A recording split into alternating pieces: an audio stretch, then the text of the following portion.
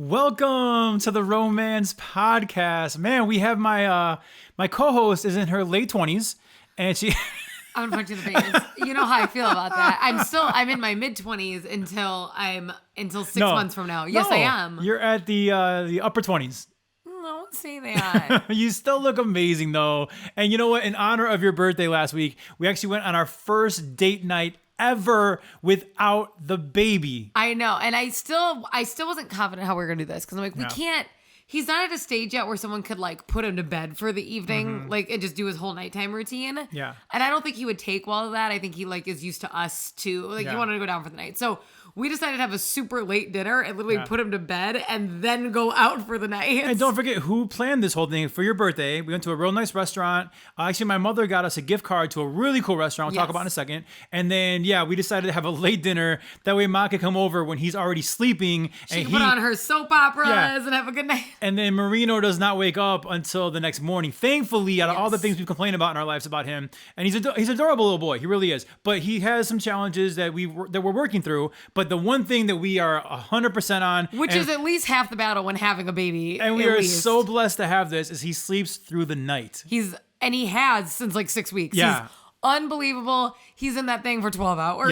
Yes. So Ma came over. We got to go to our dinner date, and then she babysat, but really didn't even interact with the baby because he was sleeping. And that's the best because then you don't feel guilty. You're not like, let's wrap this dinner up because someone's entertaining and feeding and you don't feel like, oh my gosh, they need a break. Like she was just hanging out. She had a great night. So exactly. It was awesome. We had made a deal that night to not talk about the baby, our kids. Don't talk about kids. The kids, and not monitor the baby on our iPhone. Because, on the monitor and make sure it was going okay. So we knew that Mom was, Marina was in good hands, but we made a deal like it's going to be our date night for your birthday. We went to a beautiful, beautiful place called Hacienda Real.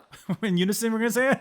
Well, you look like you were about to forget the name. No, so come on. This one location was in Geneva. We love Geneva. And it's in the suburbs of Chicago. And this restaurant was gorgeous. I mean, my mom got us a gift card for our anniversary. So we had never gone. We had heard good things about it. Yes. We had never gone before, but we went to Hacienda Real, and it was everything that we had heard it was going to be and more. Oh my God, it was so good. I also had I've had like one glass of wine here and there, but I had my first drink in over a year. Margarita. Oh my God. So I like the tequila, like it hit my lips and it was so good. So the thing is that I hadn't drank in so long because we talked about before, I got really, really sick right before the wedding. And then coming off of being that type of like stomach flu, you can't have like a drink a few days later, even though you're better and you're out doing stuff, your body, it's like you've done a detox or something, right?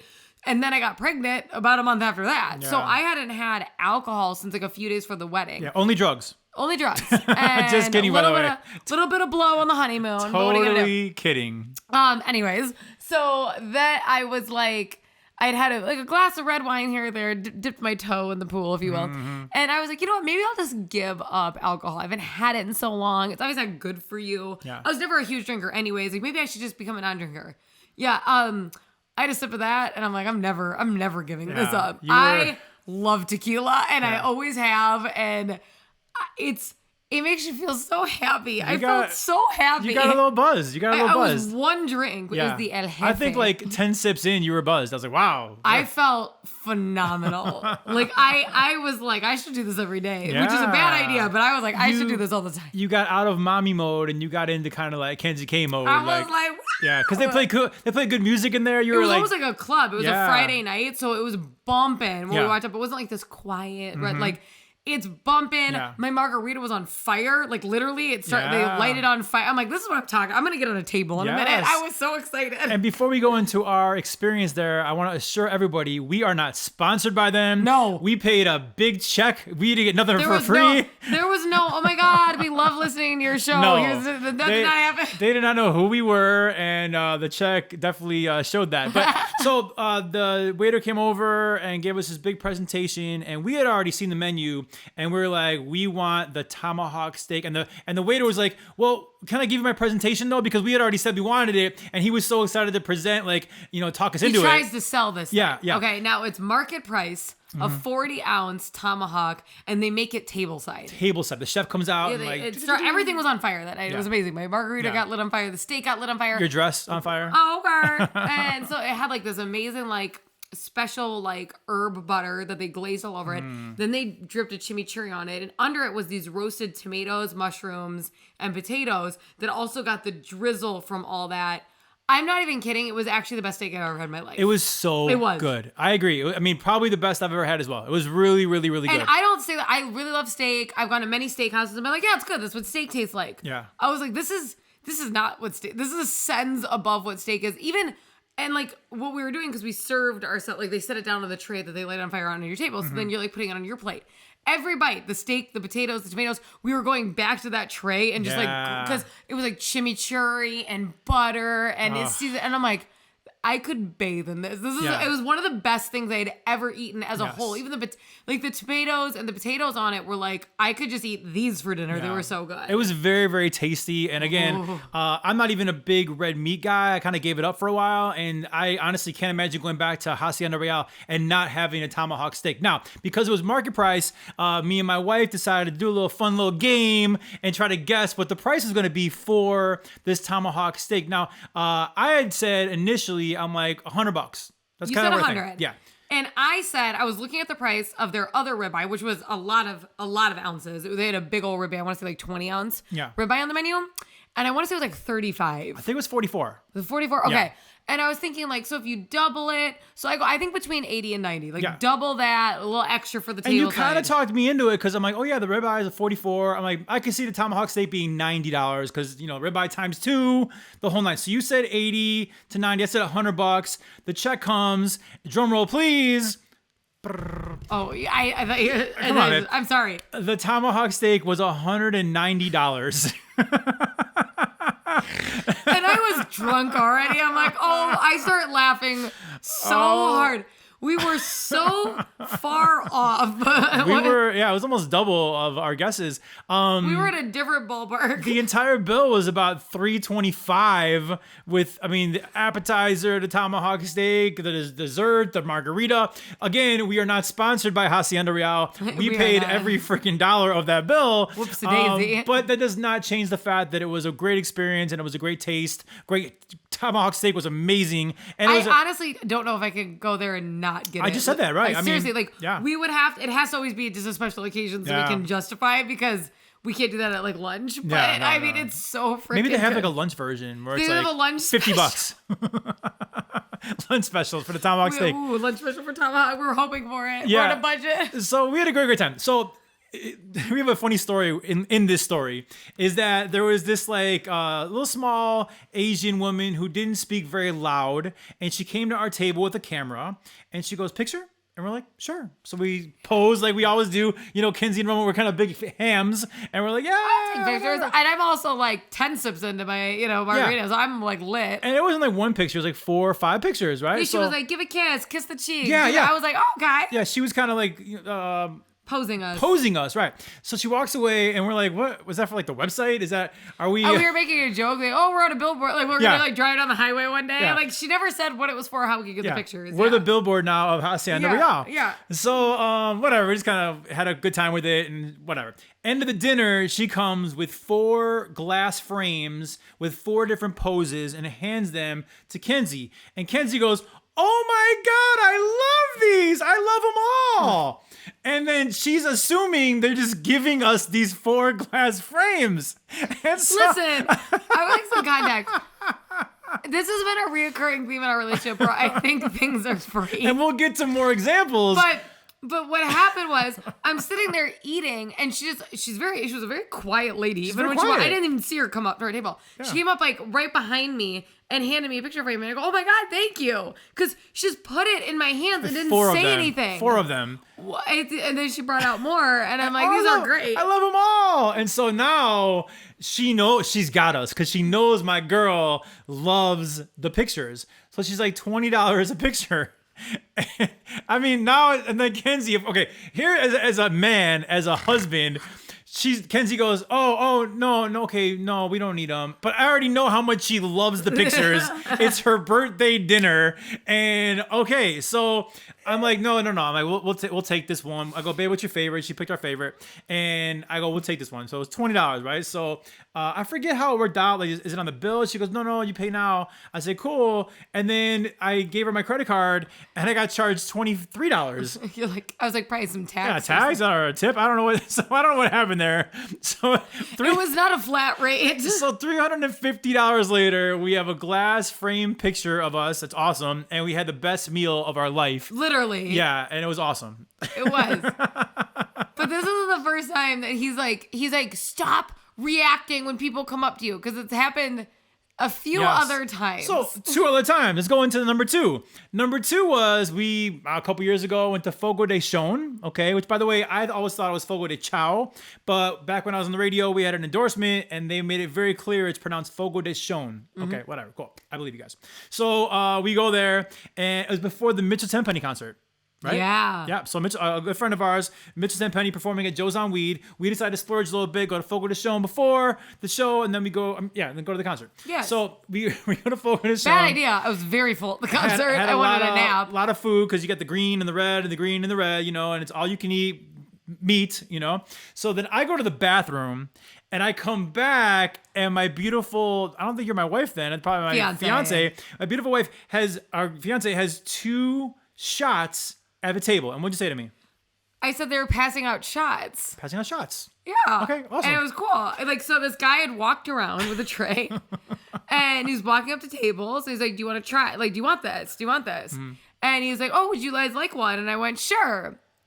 And so I'm like, cool, this guy's passing out shots. It was fun. I love tequila. Free shots, yeah. I was like, this is cool. Yeah. So I actually am the only Mexican who hates tequila. I do not like tequila. You're crazy. And so I got back from the bathroom, and there's 2 shots there of tequila. I'm like, I don't really want that, but whatever. So I maybe had a sip. We cheersed, and it was warm too, right? I didn't like it was warm. Yeah, it was room temperature tequila. So I hate tequila, and I hate warm tequila. Yeah. So whatever, all to the good. So Fogo de Chão, the bill comes, whatever. And I mean, I know it's a bit pricey as it is, but then on top of it, these shots were $66 each.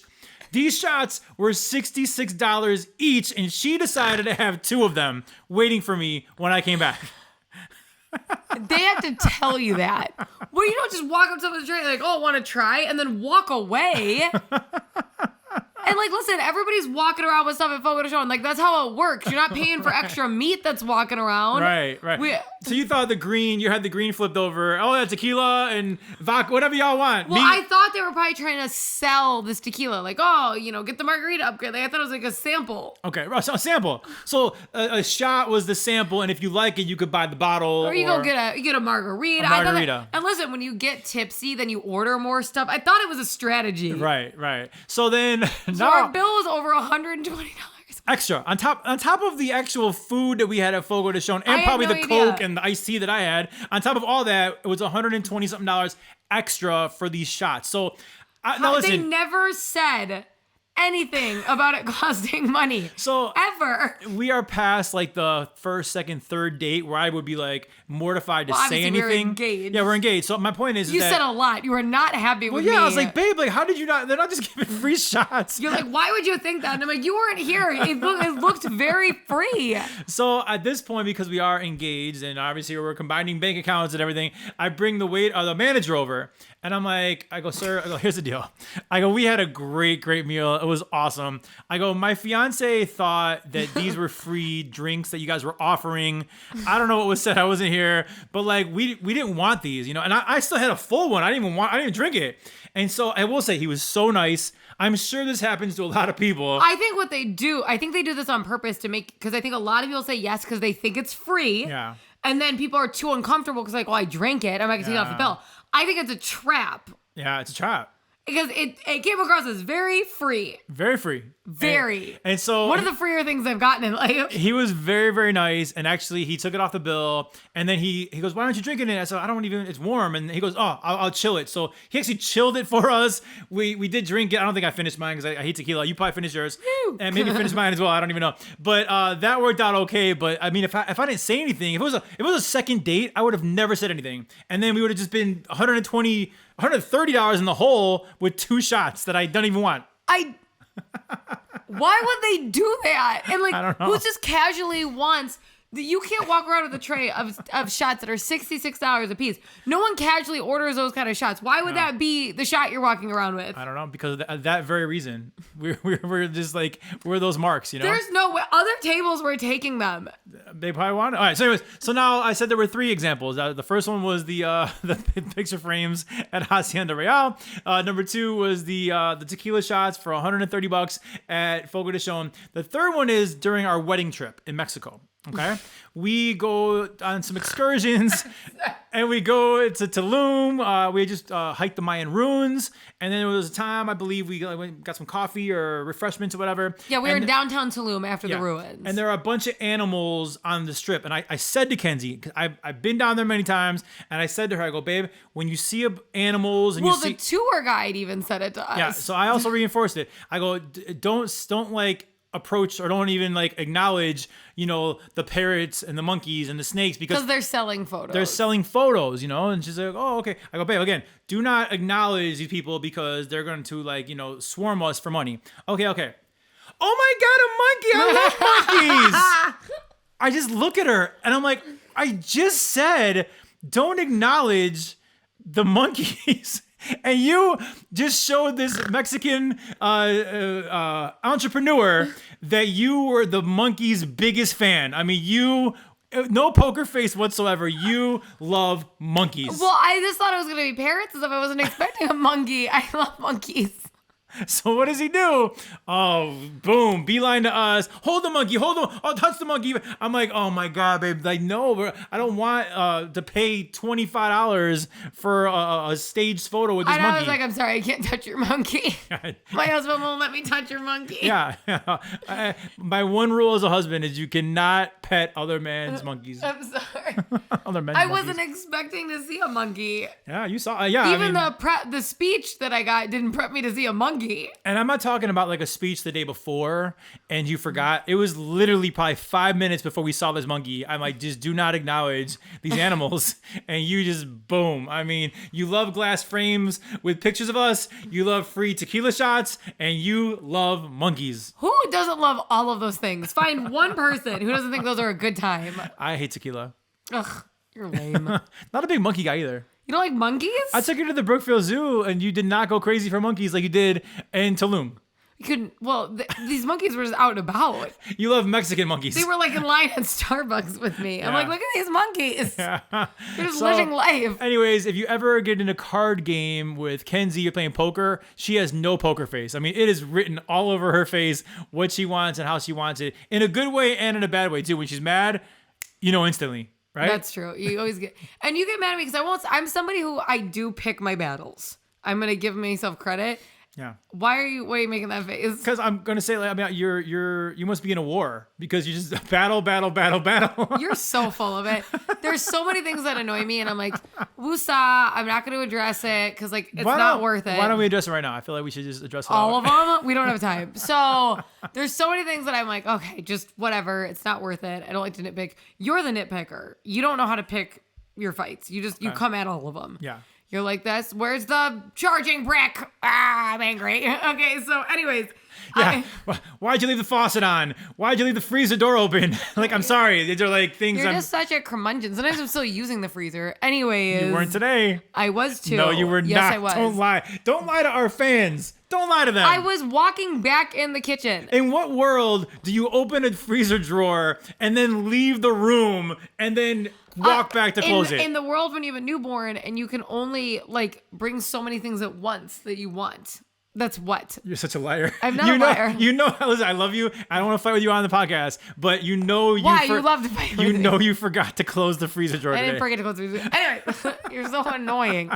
So I choose my battles. Okay. And I don't even remember where I was going with it. That doesn't matter because I caught you in a lie. We all just caught you in a lie. No. What were Oh, I remember. Oh, good. So I choose my battles. Choose your battles, right. And, but if Justin sees it on my face, he decides to not realize that I'm deciding to leave this alone. He'll be like, what's wrong? What's wrong? What's wrong? I'm like, nothing. I care about you. Nothing. I want to fix it. No, you would like to fight. You're like, I hate to fight, actually. You love it. I hate it. I'm like, no, I was like, nothing's wrong. Nothing's wrong. Something's wrong. See it on your face. See it on your face. And I'm like, you know what? I'm trying to choose my battles. Nothing's wrong. Even if I'm annoyed, I'm choosing to not have this fight, and you're ruining it, and you're digging up the fight anyways. And then I'll tell you, and you'll be like, I can't believe you're mad about that. I'm like, I'm going to kill you. I'm going to kill you. I don't want to be mad about it. I'm going to drop it, but you keep bringing it up. Yeah. That's the problem. I'm sorry. You should be. Yeah, I want everyone to know that I'm very, very sorry for what you're accusing me of, and I will try my best to never do it again. You don't appreciate that I'm like, because you're just like, I see it on your face. I always joke around. I say you have resting Kenzie face, because like literally, like it's so mean. Because I feel like I'm a very happy person. You are, but I do feel I'm like a really bubbly person. You are when you're smiling, and you have a beautiful smile. You have a big, beautiful smile. Show them real fast. I mean, you do. You have a big mouth and a big, beautiful. Thank you. I mean, but I'm saying that you have a big mouth, so like a big smile, a beautiful smile. You know, like I love your laugh. I've said those things many, many times on this podcast. But when you are not smiling and you're not happy, it is very, very, very clear. Well, I can't just walk around with a smile painted on my face because you don't like how my face looks when it's not smiling. And I feel like once in a while, there's been times when you felt like, oh, this girl thinks I'm, because she doesn't see, like, I think that she sees when Can I you're. just relax sometimes? I Everyone's agree. like on me No, if I I'm agree. not like walking around like with a goofy smile on my But we've face. gone over this before, right? Your smile and your laugh are so big. It's so animated when you're happy that when you're not happy, your face is just showing that. Or sometimes I'm just chilling. Like you have walked in before and been like, are you okay? And I'm like, yes. Everything I do for a living is like constant talking, constant trying to be funny, jumping in, doing all this entertainment stuff. Sometimes I do like to just sit there like a blob. I don't always want to talk. There are times when she's quiet and I'm like, oh shit, like what is wrong? Because and I'm like, nothing. Can I just have and then he starts to fight with me. He's like, obviously something's wrong. And I'm like, I literally am just sitting. I just want some peace. I have to talk all the time. And more times than not, I'll say 97% of the time, I'm right. There is something wrong that comes up later that night before bed. You're like, so, remember when you said, I'm like, oh, jeez. True or false? Mm-hmm. True or false? All right. Not 97, 50-50. 50-50. All right. Okay. You see the little bickering that we're doing right now? I'm sure that Jon Bon Jovi and his longtime wife, Dorothea, might be fighting a little bit more here in Famously in Love. We're going to talk about this situation. Now, before we get to the actual, like, what Jon Bon Jovi said, there's a new documentary on Hulu called Thank You, Good Night, I believe. And if y'all don't know, I'm the world's biggest Bon Jovi fan. I love Bon Jovi. Since I was a kid, it was like the first group that I discovered on my own. Like my father loved Journey, so when I was a kid, it was played in the house, and I like loved Journey because I was growing up to it. But like Bon Jovi, I discovered on my own on MTV back in the day. By the way, MTV used to play music videos, and so like it was awesome. So like I used to just like, oh my gosh, Bon Jovi. It was like my favorite group. I was Jon Bon Jovi for Halloween one year. Like I am the biggest I'm actually Jon Bon Jovi and Bon Jovi fan. My favorite group, right? So this documentary is coming out, or actually it's out now, of their 40th anniversary, which by the way, I feel really old to know that like I love Bon Jovi my whole life, and this is their 40th anniversary. This is not my experience with Bon Jovi. Yeah. But anyway, so I cannot wait to watch the documentary. So as of this podcast right now, I have watched 3 of the 4 episodes. Why have I not watched all 4? Because I have a newborn at the house, and it's really hard to watch things, and you want to actually, it's one thing to like passively watch stuff, like the Cubs could be on, and I could watch a Cubs game, and like, okay, whatever, if you make some noise, I can check the score. But I want to watch this Bon Jovi documentary. You want to be like immersed in it. I want to be immersed in the music and everything they're saying, and there's some drama going on. And so with a newborn, it's just not working. So the best way I can do it is like when everyone goes to bed in the house, I pop in my AirPods, I link it to my Apple TV on my big screen TV, and I sit in the dark and I watch this documentary like really loud, and like I love it. It's so good. And you actually don't like me doing this because you feel like I feel like you don't come to bed anymore because you're obsessed with Bon Jovi. Like you and I get the least amount of time together since baby because we do stuff in shifts, and you still get a lot of time like with Tristan because you'll go like I'll take baby so you guys go play catch, or you go to his baseball games, or you do whatever. Like there's a lot of that because you and I take the baby in shifts. Yeah. The 2 people not getting to see each other very much are me and you, not anyone else. No one else is experiencing that. And the one time we can, because our baby sleeps through the night, is maybe if we went to bed at the same time, we could talk for, I don't know, 15 minutes or cuddle or something. And now you've chosen that you just want to watch Bon Jovi every night. There are 4... And sometimes, and this is the first time it happened, because now it's Bon Jovi every night, But also, if there's a Cubs game on, you do it too. Yeah. So two things that I love. I have a huge passion for the Cubs and Bon Jovi. Can I be one of the things you love? Those are the two things you love, and your wife's upstairs alone. Also, you have to get up at 3:30 in the morning. I don't have to, so you have to go to bed early. I don't. So like I don't. There are times I don't want to go to bed at 8:30 or 9 p.m. Like I don't want to do that. I'd rather watch the Cubs or Bon Jovi. You know what's messed up about you is that all you wanted to do before we had a baby was go to bed early. And now we have a baby, and you don't want to go to bed early. Okay, anyways, we're off the subject here. So what happened? I have one more episode of this Bon Jovi documentary. And by the way, it's awesome so far. It's really, really, really good. I'm happy you're having fun. It's so good. But Jon Bon Jovi over the weekend did a one-on-one interview with Michael Strahan, who is on ABC. And what he said was a bit surprising. When Strahan asked Bon Jovi about getting married so young and how stressful it must have been as a sex symbol, Jon Bon Jovi admitted, "I got away with murder." That was his quote. And here's more of his quote. "I'm a rock star. I'm a rock and roll star. I'm not a saint. I'm not saying that there weren't 100 girls in my life. I'm Jon Bon Jovi. It was pretty good." And then this article goes on to say, although it's unclear when these women were in Bon Jovi's life, he also made it clear that he never did anything that would jeopardize his relationship with Dorothea. So I'm so annoyed right now because I think a lot of people know the story, probably not everybody, but a lot of people know the story that he did cheat. He was unfaithful. He talks about that. What's his song, Bed of Roses, that he sings about? Bed of Roses. I'm reading now some articles saying that there is some confessions of him. Yes. So he confessed and went to her mom, right? And so he confessed, right? And then went and asked Dorothea's mom for forgiveness, I think. Yeah, so it's a weird story. A couple episodes ago, we talked about this, actually. I was under the impression that they were high school sweethearts, and then at some point, they had a breakup, and he started dating some, like, supermodel, and then realized, oh my God, I missed the love of my life, and she is everything I've ever wanted, and then he apologized to her mother, begged for her back, her forgiveness, begged for Dorothea back one-on-one. That's the story that I was under the impression of. This whole interview with Michael Strahan about 100 other girls being around. I don't know if that was during the break. I don't know if it was during their marriage. I'm not really sure, but he shouldn't have said that. He shouldn't have said that because here's the thing. Obviously, he asked for Dorothea's forgiveness, and she gave it to him. That's clear. They've been married for 35 years or longer. Yeah, I think 1989 they've been married since. So okay, so they've been married a long time. And because I'm not going to be able to do that math. Throw a year at me. Thanks a lot. Thanks a heap. 2024 minus 1989. No, I got nothing. Right. Oh, okay. So anywho, my issue with this is if she forgave you to go out there, one, and make light of it, because he was like, I got away with murder. That's like an awful thing to say. Yeah. And then to say, oh, it was pretty good. I was instead of like, what a horrible thing I did. I'm ashamed of it that I did this to her. Yeah. He says it was pretty good because I was, Jon Bon Jovi. I can barely say his name. It's a pain in the butt. Jon Bon Jovi. It bothers me.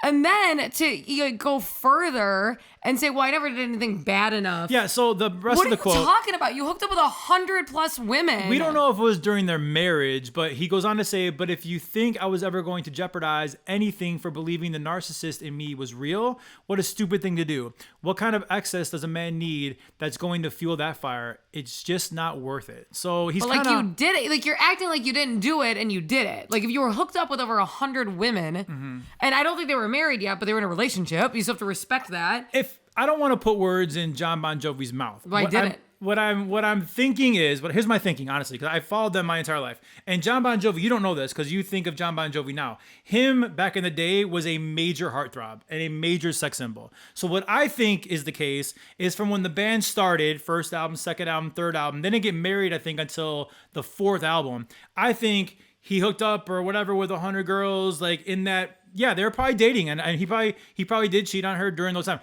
I'm thinking now because of the second quote that once they got married, he was like faithful husband, like it's a whole new thing.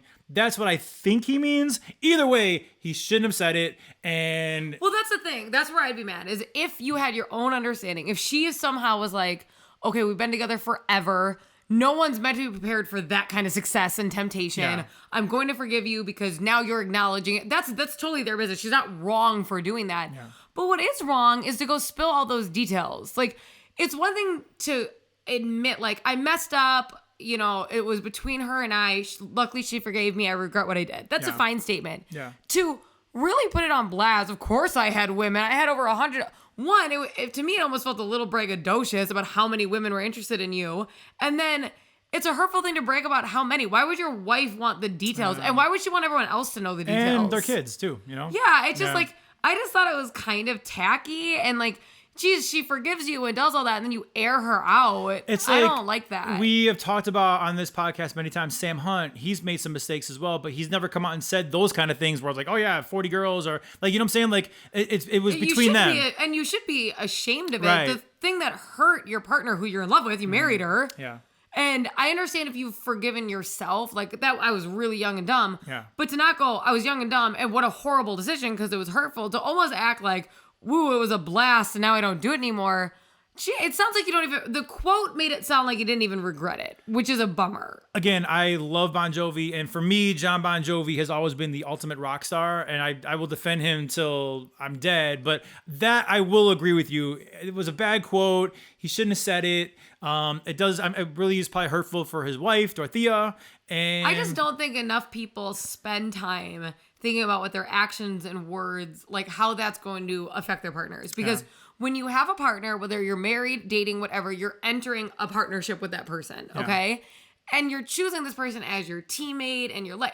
So what's good, what's good for you should be good for them and vice versa. But what's bad for them should be bad for you. So if you're going to go out and make some horrible comment that's going to hurt their feelings, that should bother you just as much. Like it should bother you if my day's horrible and vice versa, or something hurtful is going to happen. And I can relate as a heartthrob myself. The tempted. I cannot. You don't have a response to that? No. No, go ahead. Continue. As a heartthrob here in Chicago, it's really been like challenging, but I would never do what Jon Bon Jovi has. It's been challenging? What's been challenging? I'm totally kidding, but we are on the same page. That was a bad look for Jon, and I wish he didn't say that, but you know what? You forgive him. I don't care. I live on the baseball rules. You get 3 strikes and you're out. That was strike 1 for Jon Bon Jovi. So like, not the first 100 girls. None of those are strikes. It's all like all encompassing under the umbrella of that's 1 strike. Like that's a really big strike. It's like an epic strike. Do you think that you get 3 strikes before I leave you? Like, do you think you could mess up 3 times? No, and I'm not gonna mess up at all. Like I'm going with I'm gonna take a walk, 4 balls, boom. What does that mean? I don't know. It's the opposite of strikeout. So I don't know. You know what? I already hit a home run because I married this beautiful girl in her late 20s, and I'm very, very excited. I was not in my late 20s when we got married. I was 27. All right. Was I 27 or 28? 27. Oh, you and your math. All right. A couple things about my beautiful wife, Mackenzie, is that she loves glass picture frames. She loves free shots of tequila, and she loves monkeys. So thank you. And she hates Jon Bon Jovi, apparently. So thank you so much. Now he's cheated on his wife, and then my husband spends all of his time with him. So it's just like... One more episode. I have one more episode. All right. Thank you so much for checking out this latest episode of the Romance Podcast. We got to go because I have that one more episode to watch of the Bon Jovi documentary. But before we go, don't forget, you cannot spell romance without Roman, as we've shown. Uh-huh.